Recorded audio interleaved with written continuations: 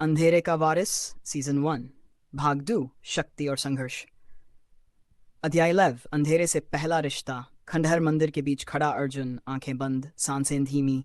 काव्या की आवाज गूंज रही थी, डर को मत दबाओ, उसे महसूस करो। अर्जुन के अंदर यादें उभरने लगीं, बचपन का अकेलापन, दादाजी की रहस्यमयी बातें और वो अजीब सपने। अचानक उसके चारों ओर काला धुआं फैलने लगा, लेकिन इस बार वो डर नहीं रहा था। उसने हाथ आगे बढ़ाया और अंधेरा उसकी उंगलियों के इशारे पर घूमने लगा। काव्या मुस्कुराई, यही है तुम्हारी असली शक्ति। अध्ययन खोना। अगले ही उनके दिमाग में फिर से वो डरावना दृश्य आया। विराज, खून, तबाही। उसका ध्यान टूट गया। अंधेरा बेकाबू हो गया। धड़ाम, मंदिर की दीवारें हिलने लगीं। अर्जुन, खुद को संभालो। लेकिन अब बहुत देर हो चुकी थी।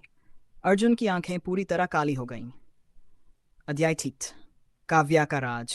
काव्या ने जल्दी से एक चिन्ह बनाया और अपनी हथेली अर्जुन के सीने पर रखी। उसके हाथ से नीली रोशनी निकली और धीरे धीरे अंधेरा शांत होने लगा। अर्जुन जमीन पर गिर पड़ा। तुम ये कैसे कर पाई? उसने हाँफते हुए पूछा।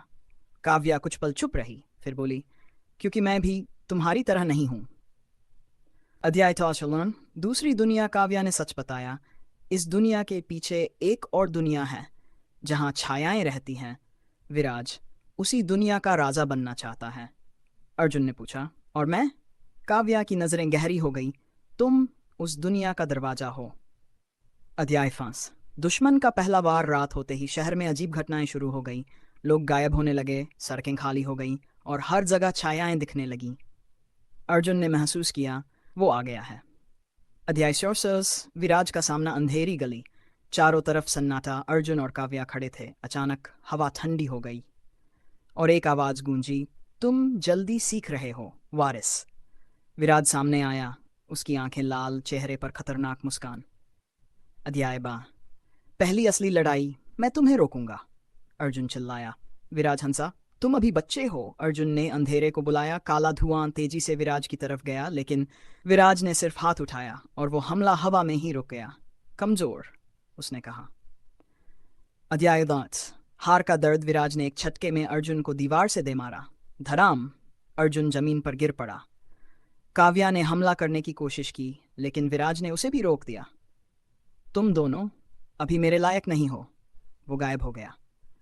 अध्याय 13 टूटता हुआ अर्जुन। अर्जुन चुप बैठा था, उसके हाथ कांप रहे थे। मैं कुछ नहीं कर पाया। मैं वारिस नहीं, कमजोर हूं।